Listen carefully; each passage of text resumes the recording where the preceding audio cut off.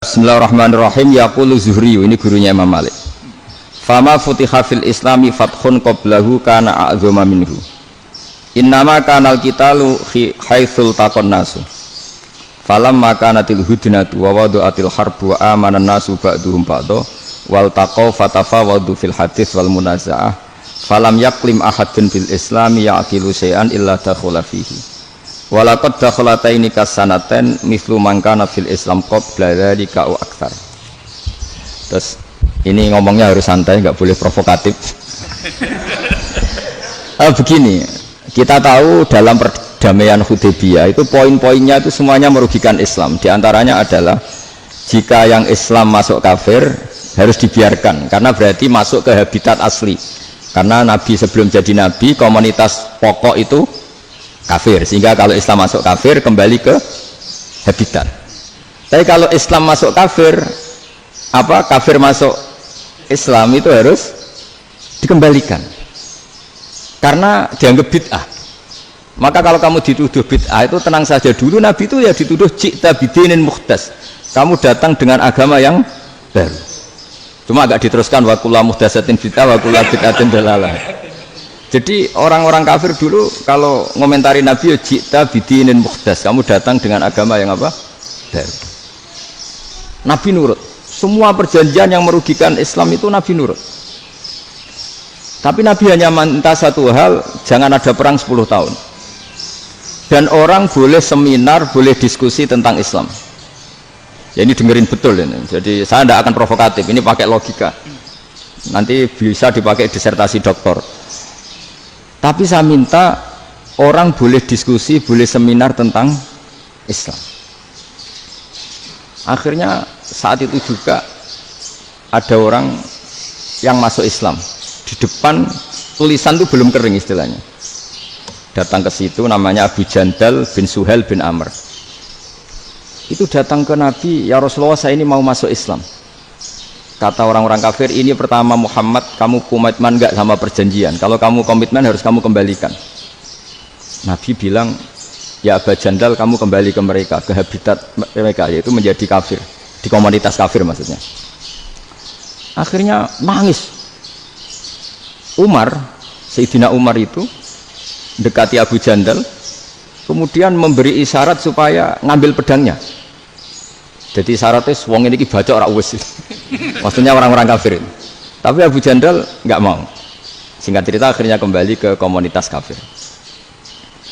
Tapi yang dikatakan Imam Zuhri cara analisis ini nggak bisa pakai provokatif, harus pakai analisis. Innama kanal qitalu haitsul taqon nasu. Yang namanya perang itu menjadikan orang tidak berpikir jernih. Ini poin yang diambil oleh Rasulullah. Kalau dibahasakan Nabi curi kesempatan, masuk Nabi dikatakan mencuri, meskipun itu hanya bahasa ya. Enggak mungkin lah kita bahasakan seperti itu. Saya ulang lagi ya. Kenapa ada perang berkesinambungan sampai tahun ke-8 Hijriah? Mulai tahun kedua ada perang Badar sampai tahun 8 Hijriah itu perang terus. Nabi sama orang kafir perang terus. Akibatnya apa Pak Profesor? Namanya perang itu ya enggak kau bermikir. Pokoknya berketemu Islam perang, Islam ketemu kafir perang, enggak kau bermikir. Padahal Islam itu bisa diterima oleh akal sehat, harus lewat diskusi, lewat pengamatan, lewat pemikiran, lewat pengendapan berpikir. Makanya Nabi tahu ini masalah besar. Kalau orang perang terus, itu gak kober mikir Islam, tidak sempat diskusi tentang Islam. Makanya Nabi hanya minta satu poin. Oke, perjanjian ini satu rutin semua, tapi saya minta orang kafir semuanya boleh mendiskusikan Islam, boleh seminar tentang Islam. Mereka bilang iya, karena pikiran mereka kan diskusi paling piye. Ternyata betul, ada diskusi, terus temanya gini, kira-kira bener di Muhammad Abu Jahal. Terus Tuhan Muhammad sama Tuhan Abu Jahal itu keren mana? Diskusi. Tuhan Muhammad itu khaliqus samawati wal ardi, yang menciptakan langit bumi. Sebagaimana kampanyenya Muhammad. Ya mereka masih jangkar bilang Muhammad. Kalau Tuhan kita, ya berhala itu yang kita bikin, yang kadang rusak, yang kadang kudanan, terus lumutan, pokoknya itu diskusi. Kita kok bener pengirannya Muhammad. Terus Muhammad Abu Jahal, mulai disik Muhammad itu rata bodoh nih. Mulai dulu Muhammad itu gak pernah bohong. Abu Jahal, waduh, wis bodoh nih ngongkonan. wis ribet kan? Dan semua diskusi itu mengarah ke kebenaran Islam. Akhirnya Wong kafir sing tokoh-tokoh yo cara Jawa yo. Wah, semane jebule masalah ini kan. Artinya gini, kalau kita ingin Indonesia damai, sebenarnya yang untung itu Islam. Karena Tuhan yang menciptakan langit dan bumi tentu gak akan diperbandingkan atau akan dikalahkan oleh Tuhan yang lahirnya saja sudah di bumi. Misalnya kita menjual Tuhan Allah, siapa itu yang menciptakan langit bumi yang ada sebelum langit bumi? Bandingkan dengan Tuhan yang lahirnya di bumi, ada tanggal lahirnya, ada aktenya, itu kan sudah ribet kan? Begitu juga kalau memperbandingkan tokoh, Muhammad itu siapa? Tokoh yang bisa menyatukan pan-Arabik, tokoh yang begini-begini, yang sayang istri, sayang keluarga, dibandingkan dengan tokoh Abu Jahal, Abu Lahab yang dorong jauh penggaweannya yang ngerugikan orang lain. Akhirnya orang itu mulai tertarik sama Islam. Makanya kata Az-Zuhri pakai bahasa dulu, falam yaklim ahadun bil Islam. Tapi kalau sekarang yang populer itu bahasa yatakallam. Sebenarnya yang benar itu bahasa kalimah yaklimu kalaman, karena masdarnya itu kalam, berarti sulasi nopo mujarrad. Tapi di fi'ilnya itu mujarradnya enggak kelaku. Jadi di fi'ilnya takallama yatakallamu, tapi untuk masdarnya yang kelaku kalaman. Jadi ini agak unik, agak enggak lazim. Sebenarnya kan takallama yatakallamu takalluman, tapi di masdarnya kalam populer, tapi di fi'ilnya tidak populer. Saya teruskan ya. Ini penting sekali. Jadi menjual Islam, kalau boleh dibahasakan menjual, itu tetap enak dalam kondisi damai. Karena kalau kita perang, itu bawaannya kalau ketemu ya perang. Kalau ketemu perang, sehingga orang itu rakober diskusi dulu. Saat benernya Islam sampai kafir itu bener di. Karena tidak kober diskusi, tidak sempat diskusi, orang yang milih yang kafir. Karena yang mayoritas yang kuat. Sementara Islam zaman itu lemah.